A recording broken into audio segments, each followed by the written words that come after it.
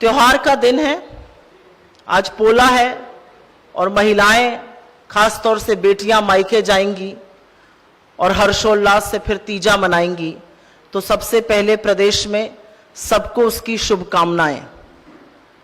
इस देश की बेटी हूं और कई बार अपने आप से यह सवाल पूछती हूं, यह देश किसका है? क्या यह देश आधी आबादी का है?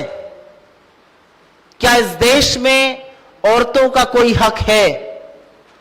क्या इस देश में खेत में काम करने वाली अनपढ़ मजदूर, स्कूल की नाबालिग बच्ची, दफ्तर में काम करने वाली महिला, बस में चढ़ने वाली गृहिणी और यहां तक कि अस्पताल तक में कार्यरत एक डॉक्टर सुरक्षित है?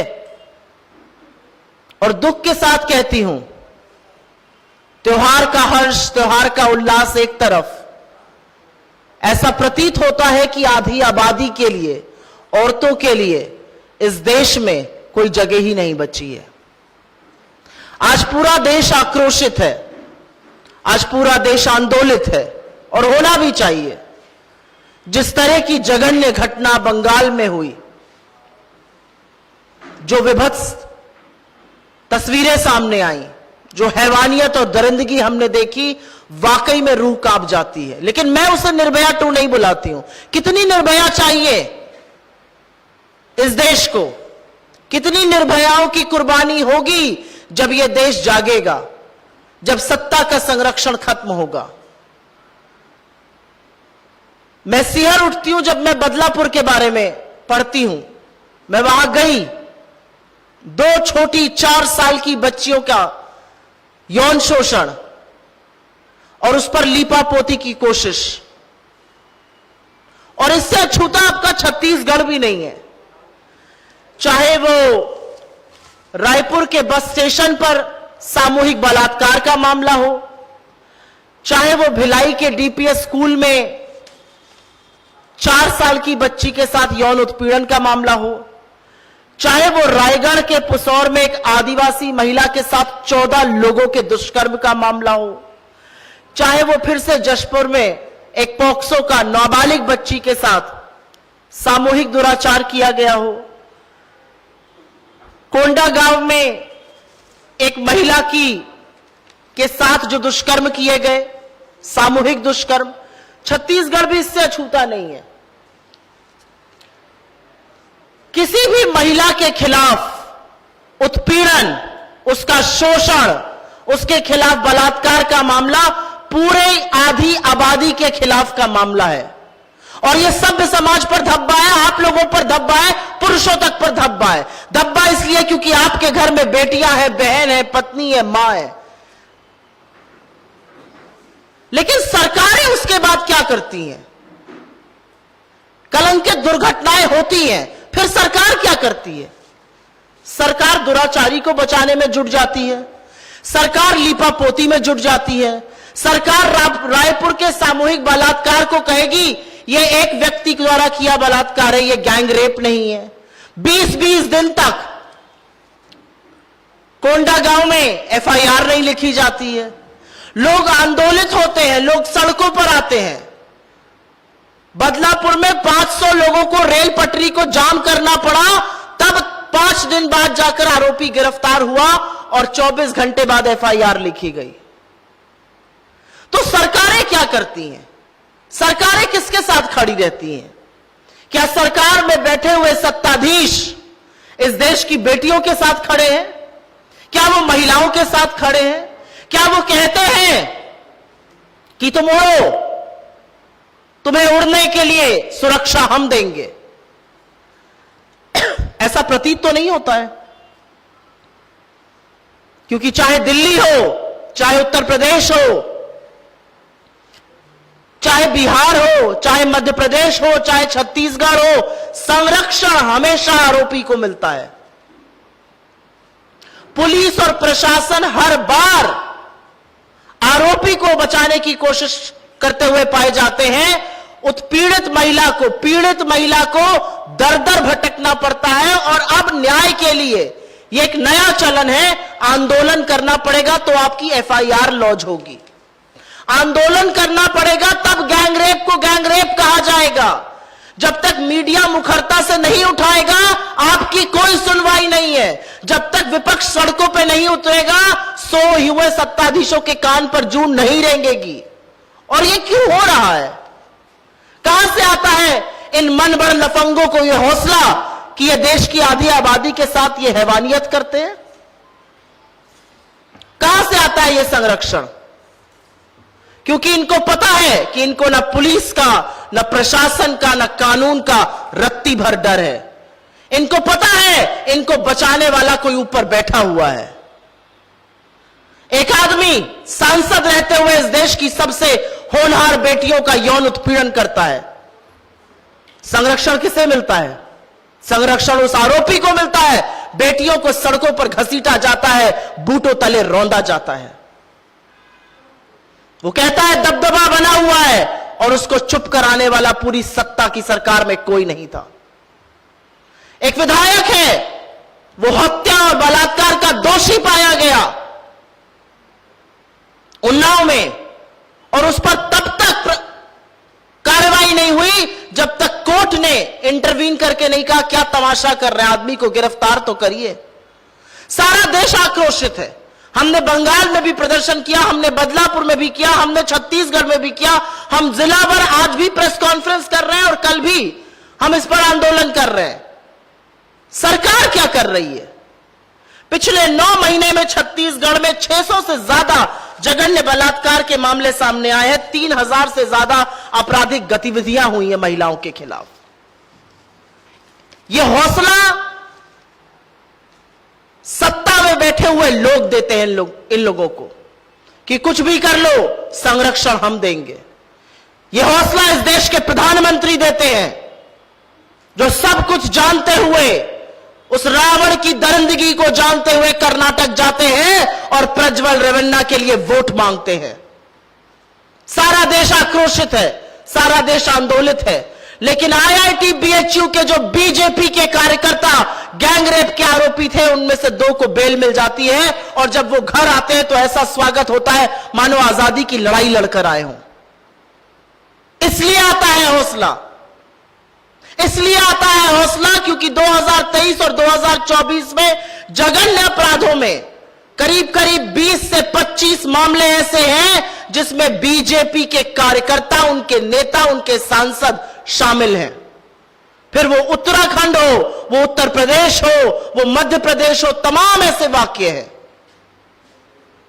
सत्ता का नशा हमने सुना था, लेकिन सत्ता का नशा आधी आबादी की बर्बादी में लग जाए, यह कतई नहीं हो सकता है। और वही हो रहा है आपके छत्तीसगढ़ में। छत्तीसगढ़ जिसकी पहचान माई से है, एक फेमिनिन फिगर से, एक फेमिनिन फोर्स से है, उस छत्तीसगढ़ में भी महिलाओं के खिलाफ जो उत्पीड़न के मामले हैं, जो अत्याचार के मामले हैं, जो दुष्कर्म के मामले हैं, उन पर लगातार पर्दा डालने का काम हो रहा है। तो सवाल बनेगा ना, सवाल तो पूछा जाएगा कि यकाएक क्या हुआ है इस देश में? एक पैंडेमिक सी आ गई है, जिधर से खबर आती है महिलाओं के खिलाफ उत्पीड़न की, और जहां से उस खबर के बाद की खबर है वो होती है कि कैसे आरोपी को संरक्षण मिलता है, आरोपी को सहायता मिलती है, महिलाओं के खिलाफ जाकर सहायता मिलती है। पूरा देश आंदोलित है। केस वापस किसके खिलाफ लिया जा रहा है? चिन्मयानंद के खिलाफ, क्योंकि वो बीजेपी के नेता है। आप 2 दिन भी नहीं रुक सकते थे? अभी ये देश उभर नहीं पा रहा है बंगाल की हैवानियत से, छत्तीसगढ़ में हुए दुष्कर्मों से, बदलापुर में हुई दरिंदगी से, और आपको केस वापस लेने की सूझ रही है? ये किस तरह के लोग हैं? जो लोग दोषी पाए गए हैं, जो सजा याफ्ता हैं, उनको आप चुनाव के वक्त इसलिए निकाल देते क्योंकि आपको चंद वोट चाहिए। फिर वो राम रहीम हो या आसाराम हो, ये क्या नजीर हम बना रहे हैं अपनी बेटियों के लिए, आधी आबादी के लिए, इस देश की लड़कियों के लिए, कि आप उड़ना चाहिए,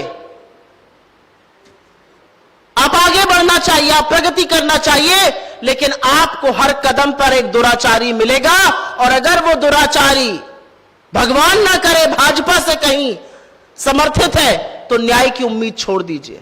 एक ये नया युग की शुरुआत हो रही है जहां पर न्याय के लिए आम आदमी को सड़कों पे उतर के आंदोलन करना पड़ रहा है। 500 लोगों को एक साथ गिरफ्तार करती है महाराष्ट्र की सरकार। क्यों? क्योंकि वो न्याय मांग रहे थे अपनी बेटियों के लिए। मेरा अपना मानना है, छत्तीसगढ़ में कांग्रेस पार्टी ने एक बड़ी पहल की है। जिला स्तर तक पर हम इसकी आवाज उठा रहे हैं, हम आंदोलन कर रहे हैं। आज हर जिले में इस पे प्रेस वार्ता है जो हमारे सीनियर लीडर्स करेंगे। कल इस पर हर जिले में राज्य स्तर पे इसके बाद एक बड़ा आंदोलन है, क्योंकि कोई भी समाज, कोई भी प्रदेश, कोई भी देश आधी आबादी के साथ ऐसे दुष्कर्म होने पर चुप नहीं बैठ सकता है। और इसीलिए हमारी आपसे गुजारिश है कि इस मामले को उठाइए, इस मामले को जो उचित कवरेज है वो दीजिए, जिससे कि सत्ता में बैठे हुए लोग जागे, पुलिस प्रशासन सजग हो और महिलाओं को सुरक्षा मिले, संरक्षण मिले और वो सशक्त बने। हम महिला सशक्तिकरण के, बेटी बचाओ बेटी पढ़ाओ के खोखले दावों से आगे जाकर महिलाओं के लिए अवसर तो मांग ही रहे हैं, लेकिन सर्वप्रथम महिलाओं के लिए, बेटियों के लिए सुरक्षा मांग रहे हैं। और असलियत यह है कि मेरा देश इस कगार पर आ गया है कि ना खेत में काम करने वाली दिहाड़ी मजदूर, न छोटी बच्चियां, ना अस्पताल में डॉक्टर, आज कोई सुरक्षित नहीं है। आपके सवालों का स्वागत है। जी,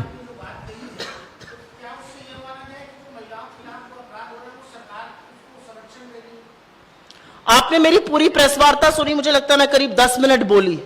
मैंने क्या बोला उसमें? मैंने बोला कि महिलाओं के खिलाफ अपराध होता है वो एक सभ्य समाज पर कलंक है, हमारे और आप पर कलंक है। उसके बाद सरकार क्या करती है वो न्याय प्रतिबिंबित करता है।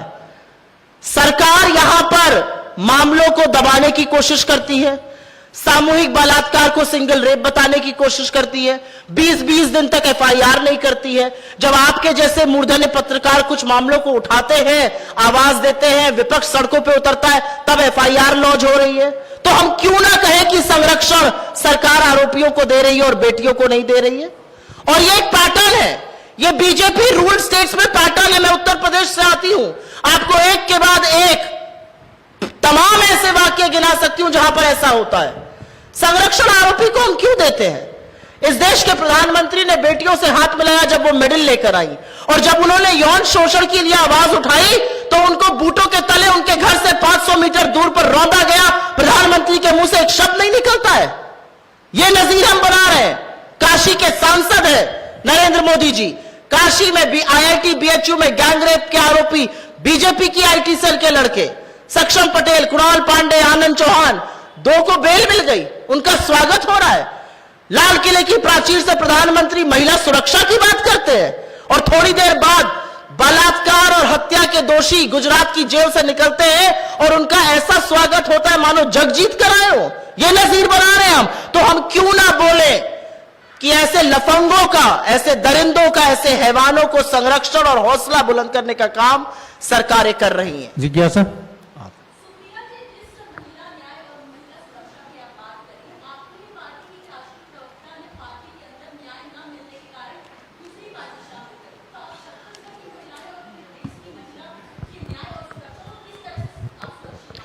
मैं शुक्रगुजार हूं कि आपने यह सवाल पूछा।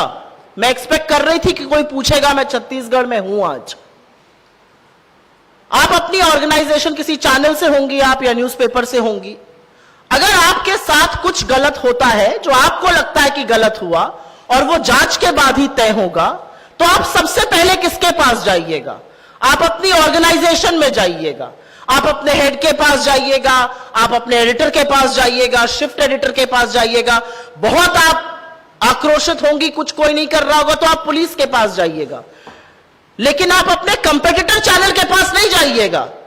आपकी शिकायतें थी, आपको कांग्रेस में उठानी चाहिए थी, अपने हक की लड़ाई लड़नी चाहिए थी। आपको लग रहा था कांग्रेस कुछ नहीं कर रही, आप पुलिस के पास जाती, आप बीजेपी के पास जाती, और मैं उस सवाल का जवाब दूंगी? कतई नहीं दूंगी, क्योंकि यह आपकी मंशा पर सवाल खड़े कर देता है। जी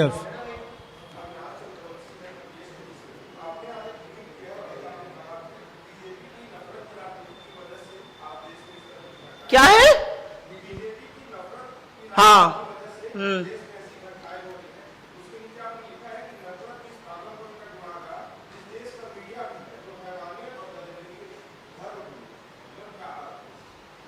ऐसा लगता है, मैं खुद मीडिया से आती हूं तो मीडिया को दो चार बातें खरी खोटी थोड़े हक से सुना सकती हूं, क्योंकि आप ही के बीच से आई हूं। शायद अगर आपके बीच से ना आती तो थोड़ा संकोच करती सुनाने में, पर क्योंकि कई बार माइक के उस तरफ बैठी हूं तो मैं थोड़ा तल्ख बोल देती हूं। इस देश में जो हो रहा है, इस देश में महिलाओं के खिलाफ, दलितों के खिलाफ, आदिवासियों के खिलाफ, पिछड़ों के खिलाफ, अल्पसंख्यकों के खिलाफ जिस तरह का एक माहौल है, जिस तरह का डर और आतंक का माहौल बनाया जाता है, उसमें बीजेपी 100% जिम्मेदार है। नफरत की राजनीति जिम्मेदार है, संरक्षण जिम्मेदार है, लेकिन गुनाहगार मीडिया भी है। क्यों मीडिया हैवानियत और दरिंदगी में धर्म ढूंढता है। मीडिया चुनावी मंच से एक पर्टिकुलर वर्ग के खिलाफ जहर उगलते प्रधानमंत्री, मुजरा और मंगलसूत्र बोलते नरेंद्र मोदी को आईना नहीं दिखाता है। और यह मीडिया की जिम्मेदारी है। आप लोकतंत्र का चौथा स्तंभ है। आपके बिना लोकतंत्र पूरा नहीं है। आपके बिना सवाल नहीं पूछे जाते हैं। आपके बिना खौफ नहीं है सत्ता को। बेखौफ सत्ता और बेधड़क सत्ता लोगों के खिलाफ होती है। आप लोग अपनी ताकत कहीं भूल चुके हैं। तो बिल्कुल मुझे मीडिया से बहुत शिकायत है, क्योंकि आपके बीच से आई हूं और मुझे लगता है कि आप जैसे पत्रकार तो फिर भी आवाज उठाते हैं, लेकिन जो बड़े बड़े प्रभावी पत्रकार, जो मठाधीश दिल्ली में बैठते हैं, वो चरण वंदन के अलावा पत्रकारिता नहीं कर रहे हैं। जी स्टार जी।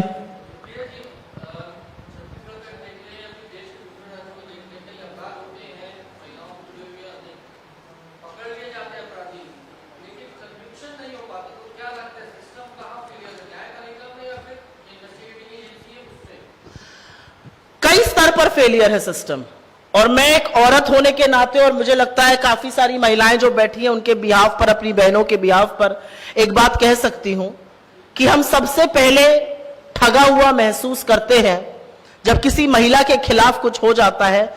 पहली प्रतिक्रिया सामाजिक विक्टिम शेमिंग की होती है। मैंने हाथरस को बहुत पास से देखा है, और मैंने हाथरस पे कम से कम नहीं तो 100 डिबेट किए हैं, और 100 डिबेट में बीजेपी के प्रवक्ता और सूचना सलाहकारों की मंडली और पुलिस के अधिकारी और सारी ब्यूरोक्रेसी बैठकर कहती थी, जो आज आपके छत्तीसगढ़ में हो रहा है, नहीं नहीं रेप तो हुआ ही नहीं है, विक्टिम शेमिंग, वो लड़की खेत में क्या करने गई थी। मुझे लगता है जिस तरह का सामाजिक आक्रोश होना चाहिए वो नहीं होता है, और मैं इस बात से आपकी 100% सहमत हूं कि शायद फास्ट ट्रैक कोर्ट्स उस तरह से काम नहीं कर पा रहे हैं जो हमारी आशा थी। मुझे लगता है निर्भया के बाद कानून में बड़ा बदलाव आया, कानून बहुत सख्त है, लेकिन उसका पालन नहीं हो रहा है। अगर साक्ष्य मिटाने का काम, अगर संरक्षण का काम एजेंसीज करने लगेंगी तो कैसे प्रूफ होगा।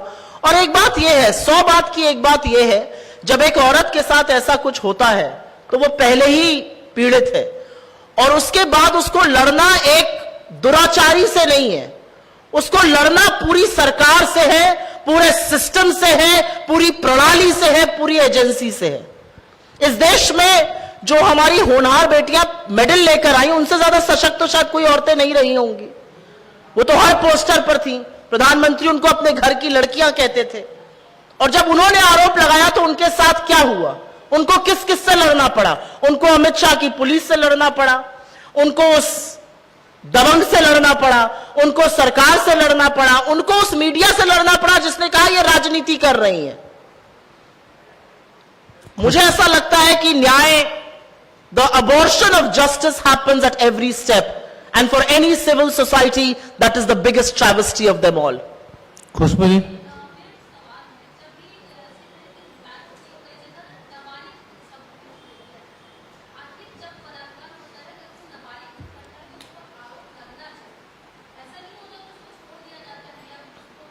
हमारे लॉज हैं ऐसे कि नाबालिग और बालिग में फर्क है, और इसीलिए पॉक्सो का बनाया गया। अगर पीड़ित नाबालिग है तो पॉक्सो का केस होगा।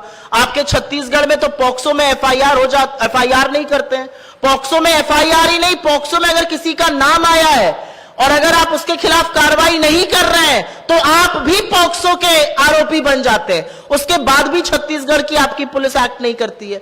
बालिग और नाबालिग में अंतर कानून करता है, और मुझे लगता है कि बहुत सारी ऐसी चीजें हैं जिसमें सामाजिक चेतना की तो जरूरत है ही, लेकिन शायद कानूनों को रिविजिट करने की भी जरूरत है। हाँ, महिला कांग्रेस निरंतर प्रदर्शन करती है, महिला कांग्रेस निरंतर बेटियों के साथ खड़ी रहती है, लेकिन इस देश को सुरक्षित रखना महिला कांग्रेस की अकेले जिम्मेदारी नहीं है। इस देश को सुरक्षित रखना यहां बैठे हर पुरुष की जिम्मेदारी है, चाहे वो माइक के इधर हो चाहे वो माइक के उधर हो।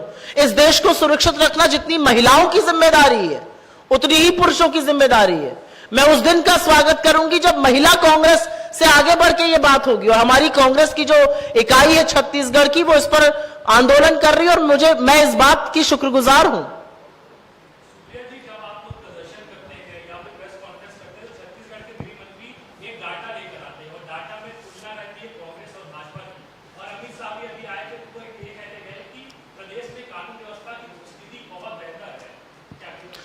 अमित शाह जी एमनीजिया का शिकार हैं। अमित शाह जी सेलेक्टिव डेटा का शिकार हैं पढ़ने के। अमित शाह जी इस देश के सबसे विफल गृह मंत्री हैं। अमित शाह जी की नाक के नीचे इस देश में मणिपुर पौने 2 साल से जल रहा है। अमित शाह जी की नाक के नीचे बड़ी बड़ी जलेबियां छानना और लच्छेदार बातें अगर छोड़ दीजिए तो बीजेपी की इतनी हैसियत नहीं थी कि श्रीनगर में अनंतनाग, राजौरी, श्रीनगर और बारामूला की लोकसभा सीटों पर लड़ ले। अमित शाह की नाक के नीचे कर्नाटक और महाराष्ट्र में द्वंद्व मचा था, हमारी सरकार बनी, शांति बहाल हो रही है। अमित शाह की नाक के नीचे मिजोरम और असम में गोलियां चल रही थी। अमित शाह की नाक के नीचे पिछले 80 दिनों में, सरकार को बने करीब 80-81 दिन हुए हैं, 21 आतंकी हमले इस देश में हुए हैं, और अमित शाह और नरेंद्र मोदी उस पर शब्द नहीं बोलते हैं। आंकड़ों की एक खासियत होती है, आंकड़ों को आप अपनी तरह से अगर इंटरप्रेट करने लगिएगा तो हे राम जी जगत बना ही नहीं है, कुछ हुआ ही नहीं है, लेकिन हुआ तो है। ये जो सारे मैंने रायगढ़ से लेके कोंडा गांव और रायपुर जैसी जगहों का वर्णन किया है, ये हरकतें तो हुई हैं, ये दरिंदगी तो हुई है, तो इस पर क्या ये कहकर पर्दा डाल दिया जाएगा कि ये आंकड़ा फलाने आंकड़े से मैच नहीं करता है। धन्यवाद। और जब सत्ताएं आंकड़ों का सहारा लेकर गलत को सही ठहराने लगे तो समझ जाइए वो पाप की भागीदार है।